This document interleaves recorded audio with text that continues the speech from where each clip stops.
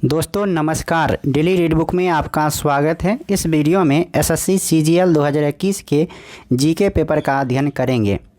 इस वीडियो में टोटल 25 प्रश्न हैं और यह 7वां सेट है। इससे पहले 6 सेट का अध्ययन आपने नहीं किया है तो चैनल के प्ले लिस्ट में जाइए और वहां से एक एक करके देख लीजिए।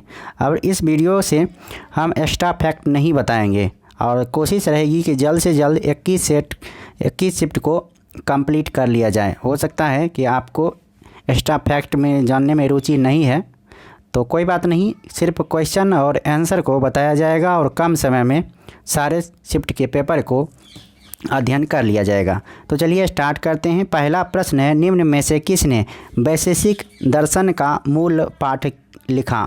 वैशेषिक दर्शन का मूल पाठ किसके द्वारा लिखा गया था? तो इसका सही जवाब होगा कनाद के द्वारा। पतंजलि योग दर्शन के प्रतिपादक थे। अगला प्रश्न है, एक व्यक्ति का वैदिक दृष्टिकोण और समाज से उसका संबंध जीवन के 4 उद्देश्यों से निर्धारित होता है। निम्न में से कौन सा इन उद्देश्यों में से एक नहीं है? तो ये सिद्धि नहीं है, जबकि मोक्ष अर्थ धर्म हैं। ऑप्शन 2 सही है। अगला प्रश्न है, अक्टूबर 2020 में दुनिया की सबसे लंबी राजमार्ग सुरंग का उद्घाटन डैश राज्य में किया गया था? तो ये हिमाचल प्रदेश में किया गया था। ऑप्शन 4 सही है। दुनिया की सबसे लंबी रेल राजमार्ग सुरंग का उद्घाटन हिमाचल प्रदेश में किया गया था। निम्न में से किसका प्रशासन एक ऐसा मॉडल बना जिसका अनुसरण अकबर ने किया जब उसने मुग़ल साम्राज्य को संगठित किया? तो इसका सही जवाब होगा शेरशाह सूरी। शेरशाह सूरी ये हुमायूं को पराजित करके दिल्ली के सिंहासन पर बैठा था।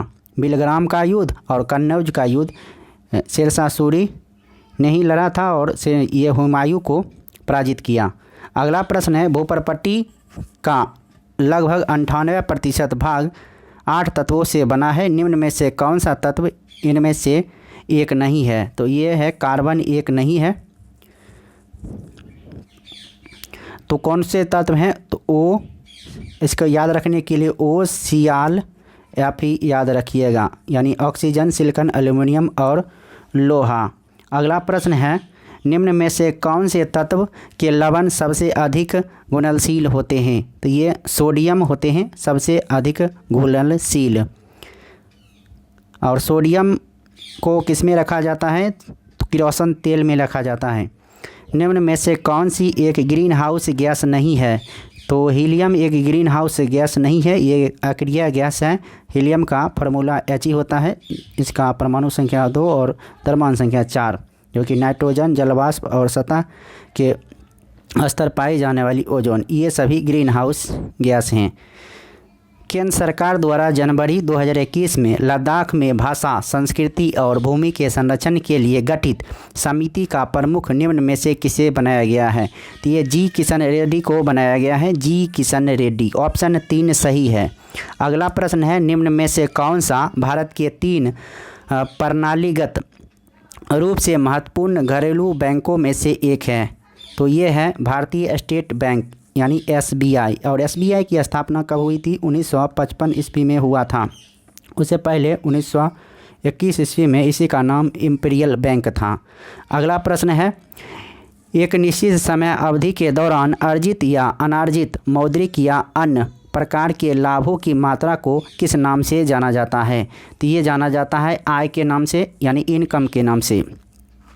किस वर्ष अटल बिहारी वाजपेयी ने शांति घोषणा पत्र पर हस्ताक्षर करने के लिए लाहौर की बस यात्रा की थी? तो ये 1999 में किए थे।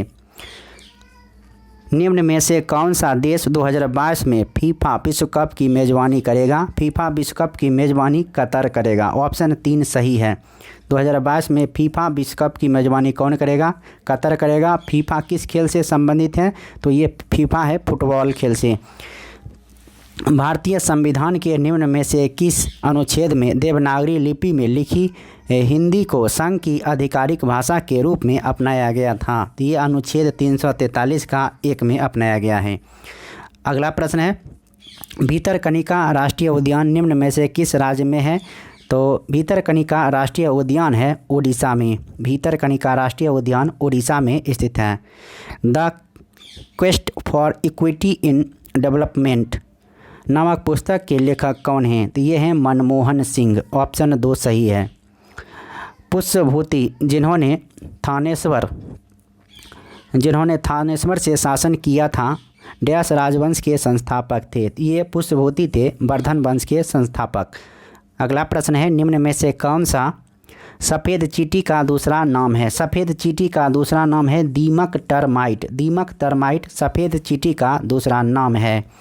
अगला प्रश्न है, धनपत राय श्रीवास्तव किस नाम से मशहूर हैं? धनपत राय श्रीवास्तव प्रेमचंद्र के नाम से मशहूर हैं। इसके उपन्यास हैं गोदान गबन।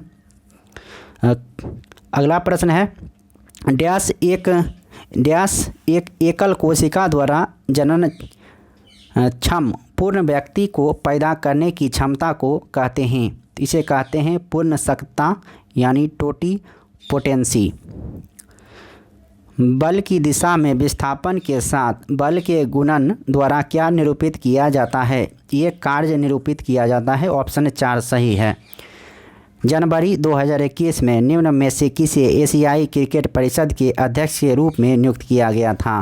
तो ये जैसा को नियुक्त किया गया था। ऑप्शन 2 सही है। अगला प्रश्न है, 20 जनवरी 1972 तक किस वर्तमान भारतीय राज्य को नॉर्थ ईस्ट फ्रंटियर एजेंसी नाम से जाना जाता था? तो ये अरुणाचल प्रदेश को जाना जाता था नेफा के नाम से। नेफा का पूर्ण रूप है north east frontier agency. North east frontier agency याद रखना है। अगला प्रश्न है, 1962 के एशियाई खेलों के स्वर्ण पदक विजेता टीम के सदस्य कौन से 2 महान फुटबॉलरों का 2020 में निधन हो गया? तो ये हो गया था चुन्नी गोस्वामी और पीके बनर्जी का निधन। अगला प्रश्न है, क्वेश्चन नंबर 24, इंडियन एसोसिएशन की स्थापना निम्न में से किस वर्ष में हुई थी? इंडियन एसोसिएशन की स्थापना 1876 में हुई थी। अगला प्रश्न है क्वेश्चन नंबर 25 यानी अंतिम प्रश्न, हीरो इंडियन सुपर लीग के 2020-21 संस्करण के सभी मैच निम्न में से किस राज्य में खेले जा रहे हैं? ये खेले जा रहे हैं गोवा में। तो इस वीडियो में इतना ही और फिर मिलते हैं नेक्स्ट वीडियो में। तब तक के लिए नमस्कार। वीडियो अच्छा लगा तो लाइक कीजिए और चैनल पर नए हैं तो चैनल को सब्सक्राइब कीजिए। फिर मिलते हैं नेक्स्ट सेट में। तब तक आप पढ़िए बढ़िए और जल्द से जल्द अपने सरकारी जॉब यानी सरकारी ड्रीम को पूरा कीजिए। धन्यवाद। नमस्कार। वंदे मातरम।